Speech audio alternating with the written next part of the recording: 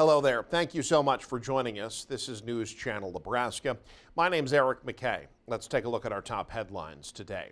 Beginning with the snow, several southern Nebraska schools all over the state really, canceling classes today because of the winter storm. And it appears many people are staying put, waiting for the latest round of wintry weather to pass through. The winter storm warning scheduled to extend through 6 p.m. Weather observers reported 3 to 4 inches of snow by mid-morning Wednesday. Northeast Kansas counties were seeing similar snowfall totals. Missing from the storm, strong winds to push the powder around. Winds forecast from the northwest at 10 to 15 miles per hour, gusting to 20 at times. Once the snow ends by early evening, extremely cold temperatures arrive, with overnight lows expected to dive below zero, with wind chills in the double-digit below zero range. Snow continuing in southeast Nebraska with 4 inches at Table Rock, 3 inches at Auburn by mid-morning. Dan Swanson filed this report. This is Dan Swanson reporting for News Channel Nebraska here in Nebraska City. We've had 4 to 6 inches of snow from an area from Bellevue south into Fairbury, Kansas, northwest Missouri. Snow began falling overnight as forecast.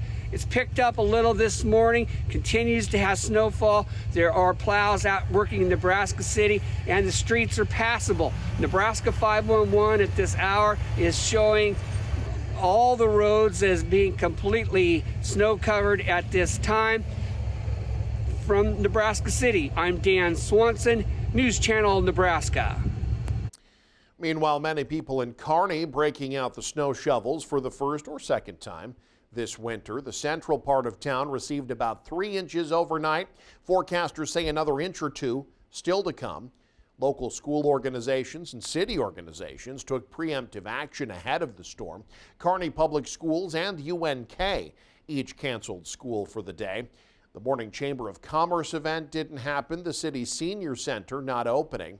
City plows have yet to make much progress as of mid-morning. The city's plow tracker website said as of 6 a.m., sections of Highway 30, 11th Street, and 2nd Avenue were the only streets that had been cleared off. A blowing snow created slick roads this morning along with low visibility. That could be the cause of what appears to be a serious crash in central Nebraska. The Nebraska Department of Transportation reported I-80 westbound near Overton was closed. About an 8-mile stretch of the highway shut down. No word yet on how many vehicles were involved or if there were any injuries, but images from DOT cams in the area showed low visibility as the snow fell before sunrise. Even outside the 20 or so counties that faced winter storm warnings, plenty of snow fell in Nebraska overnight. These images come from McCook, which saw 4.5 inches of snowfall, according to a Storm Spotter report this morning. In fact, Red Willow County was added to the list of winter storm counties early Wednesday. They had been in a winter storm watch overnight. Forecasters say the heaviest of the snow has likely already moved on from southwest Nebraska, leaving behind bitter cold temps with wind chills forecast well below zero. Cities all over Nebraska looking to get ahead of the snow, declaring snow emergencies to allow crews to get out and clear off the roads. Central and southeast Nebraska saw the first emergencies announced late Tuesday, with Grand Island, Hastings, and Blair among the many towns getting the word out overnight. Lincoln added their name to the list early Wednesday. The declarations limit where residents can park their vehicles, allowing city crews to clear the accumulating snow. Residents are urged to check their local regulations for what a snow emergency means in their town. It's not just Nebraska that's dealing with the snow today. Forecasters say 2 storms in a row striking much of the continental U.S., and they're predicting a third is on its way. And as Amy Kiley reports, in some areas, the results could be devastating. We're calling it a parade of storms. Tens of millions of Americans are under weather alerts from 3 storms hitting in a row. This parade of winter storms is being driven by the upper-level winds known as the jet stream. Areas from Kentucky to the mid-Atlantic are dealing with inches of snow after the first storm began yesterday. Virginia State Police report hundreds of driving accidents and dozens of injuries. We'll be back out putting salt and sand on the bridges and the overpasses. Officials say ice on utility lines could cause power outages in some areas. It can even make walking treacherous. Beginning of the year, we bought a whole pallet of salt, and this is our last couple bags we got. Some in Virginia appear to be enjoying the snow. This is a great time for them. They love playing in the snow. They're in for more of it. Forecasters say a second winter storm starting today will stretch from the plains to the northeast. All right, sir, good luck. They predict the third storm will bring heavy rain to California. That includes areas near Redding, still recovering from floods earlier this month. It also includes wildfire burn scars near LA that are now at risk of mudslides. I do think we're going to lose additional properties on Thursday night. I'm Amy Kiley reporting. In non-weather news, Kearney has received a $2.6 million grant that will go toward infrastructure improvements in the northeast part of town.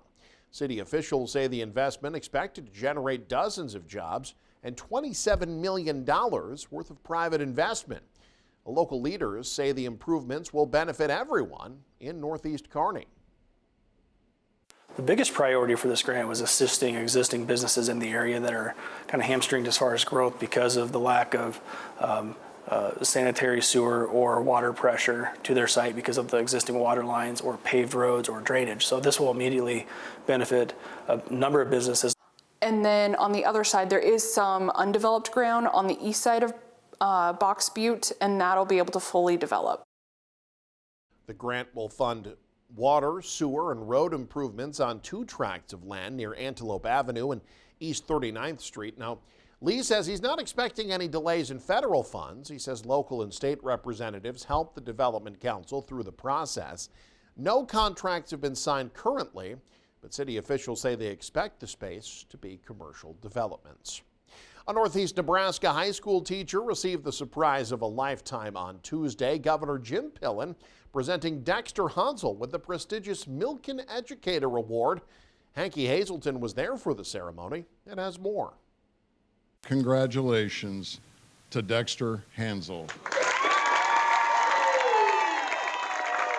The Milken Educator Award goes to an educator who is doing innovative things in the classroom, helping them learn how to be critical thinkers and then also leaders. So we're looking at people who are invested in education. When finding the right recipient of the award, one might think students or teachers would need to seek out the Milken organization to brag on their teacher. But Fuller says not exactly. You don't find us, we find you. So you can't apply for this award. We don't accept nominations. We look throughout the country for the best of the best educators, and we're very excited to be here in Nebraska today to celebrate an educator at Neely Oakdale. Dexter Hansel, a humble man of few words, gives credit to many, but especially to those closest to him. Growing up, I had 2 aunts that were teachers, and I followed their paths a little bit. All my coaches in high school, I went to Humphrey Public. I just really enjoyed everyone there. I liked all my teachers, and I liked the process, and I found a passion in it. I knew in high school I was going to be a teacher. I just want to thank everyone that's led me up to this point, everyone that's either mentored me or helped me. Governor Pillen, who presented the award, expressed his gratitude and what he hopes a day like this will do for future kids here and throughout Nebraska. Hopefully, this experience today for everybody here inspires us all to do a little bit more than we thought we could. I'll bet it inspires a number of kids to become teachers. I bet it inspires every teacher here to do the best they possibly can to be known of the day. So it's a great day to say thank you, and it's a great day to inspire us all to do whatever. In Neely, Hanky Hazelton, News Channel, Nebraska. And finally, traditional vending machines in schools have stirred debate, with parents and educators concerned about kids consuming too much sugar. But as Casey Wannenberg reports, a new vending machine in Valentine is delivering something just as exciting, but without the empty calories. I'm deciding between 3. Oh, the tough choices at a vending machine. I really don't know which one. We've all been there, staring at the options, trying to pick just the right one. But this unique new vending machine at Valentine Elementary School isn't stocked with snacks, it's stocked with stories. I think it's really cool. Laura Lee Kruger was awarded a gold coin to receive a prize out of this book vending machine. It's extremely important, especially to have the basics of reading by the time they're in the 3rd grade. Angie Jordan is the coordinator of Valentine's Teammates chapter, which helped bring the machine to the school thanks to a Link to Literacy grant. The first time it comes in stocked, and then after that we will have to find a way to find maybe a partner or someone that can pick 11. help fund the restocking of it. Through this vending machine, the school is not just promoting reading, but also good classroom behavior. The students who get the gold coins to get a book are rewarded because of meeting classroom expectations. Books offer hope, and they offer sometimes a new world that you may not know is out there. I'm gonna go with Diary of a Pug. An adventure into a new world, all at the push of a button. And I really, really like this. In Valentine, Casey Wunneberg, News Channel, Nebraska. And you can stay up to date with the very latest by following us online. Head to newschannelnebraska.com and click on the News tab there. You can also follow us on X, like us on Facebook and Instagram as well. Thanks for joining us. Have a great day. You're watching News Channel Nebraska.